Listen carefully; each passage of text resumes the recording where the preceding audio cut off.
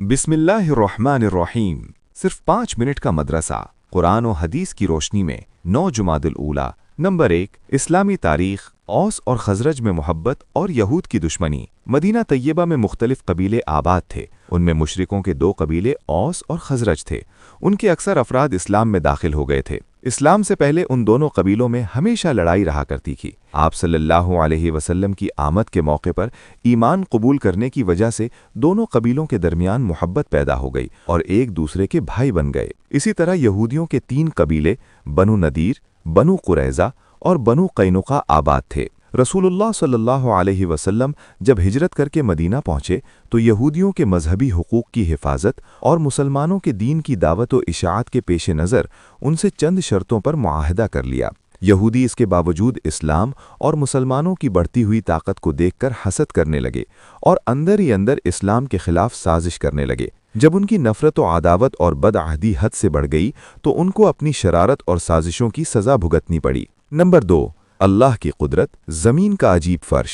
अल्लाह ताला फरमाता है, हमने ज़मीन को फ़र्श बनाया और हम कैसे अच्छे बिछाने वाले हैं। ज़रा गौर कीजिए, अल्लाह ताला ने ज़मीन का कैसा अच्छा बिस्तर बिछाया है जिस पर हम आराम करते हैं। इस बिस्तर के बगैर हमारे लिए रहना दुश्वार था। फिर हमारे लिए ज़िंदगी की तमाम ज़रूरियात, खाने पीने, अनाज, गल्ले और मेवे के लिए ज़मीन को ख़जाना बनाया। फिर सर्दी गर्मी से हिफाजत भी ज़मीन पर रहकर कर सकते हैं और बदबूदार चीज़ें और मुर्दार, जिनकी बदबू से हमको सख्त तकलीफ़ होती है, ऐसी चीज़ों को हम ज़मीन में दफन करके ख़राब हवा के असर से महफूज हो जाते हैं। बिलाशुबा इतना लंबा चौड़ा ज़मीन का बिस्तर उसी हकीम मुतलक की कारीगरी है। नंबर 3, एक फ़र्ज़ के बारे में।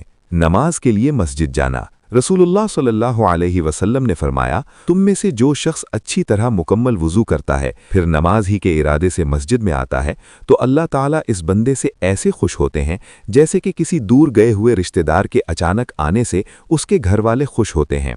नंबर 4, एक सुन्नत के बारे में। दुआ के कलिमात को 3 बार कहना।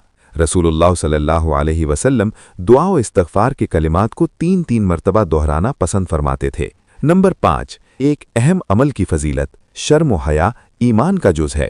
रसूलुल्लाह सल्लल्लाहु अलैहि वसल्लम ने फरमाया, ईमान के 60 से ऊपर या 70 से कुछ ज़ायद शोबे हैं। सबसे अफजल ला इलाहा इल्लल्लाह पढ़ना है और सबसे कम दर्जा रास्ता से तकलीफ दे चीज़ का हटा देना है और शर्म व हया ईमान का हिस्सा है। नंबर 6, एक गुनाह के बारे में। गुनाह से ना रोकने का वबाल। रसूलुल्लाह सल्लल्लाहु अलैहि वसल्लम ने फरमाया, जो आदमी ऐसे लोगों के दरमियान रहकर गुनाह के काम करता हो कि वो उसको रोकने पर कादिर हों मगर फिर भी ना रोकें तो अल्लाह ताला मरने से पहले उनको भी इस गुनाह के आज़ाब में मुब्तला कर देगा। नंबर 7, दुनिया के बारे में। सबसे बड़ा तक़वे वाला कौन है? एक शख्स ने रसूलुल्लाह सल्लल्लाहु अलैहि वसल्लम की खिदमत में आकर अर्ज़ किया, ऐ अल्लाह के रसूल सल्लल्लाहु अलैहि वसल्लम, लोगों में सबसे बड़ा ज़ाहिद कौन है? रसूलुल्लाह सल्लल्लाहु अलैहि वसल्लम ने फरमाया, वो आदमी जो कब्र और उसकी बोसीदगी को ना भूले और दुनिया की ज़रूरत से ज़्यादा ज़ेब व ज़ीनत को छोड़ दे, बाकी रहने वाली आखिरत को फ़ना हो जाने वाली दुनिया पर तरजीह दे, आने वाले कल को अपनी ज़िंदगी का दिन शुमार न करे और अपने आप को मुर्दों की फहरिस्त में शुमार करे, तो यह सबसे बड़ा ज़ाहिद है। नंबर 8, आखिरत के बारे में। अहले ईमान का बदला। कुरान में अल्लाह ताला फरमाता है, इन अहले ईमान और नेक अमल करने वालों का बदला उनके रब के पास ऐसे हमेशा रहने वाले बाग होंगे जिनके नीचे नहरें बह रही होंगी, या लोग इनमें हमेशा रहेंगे। अल्लाह ताला उनसे राज़ी और वो अल्लाह ताला से खुश होंगे, और यह बदला हर उस शख्स के लिए है जो अपने रब से डरता है। नंबर 9, तिब्बे नबवी से इलाज। नींद न आने का इलाज। हज़रत खालिद बिन वलीद मखज़ूमी रज़ी अल्लाह ताला अन्हो ने हुज़ूर सल्लल्लाहु अलैहि वसल्लम से नींद न आने की शिकायत की तो आप सल्लल्लाहु अलैहि वसल्लम ने फरमाया, जब तुम सोने के लिए बिस्तर पर आओ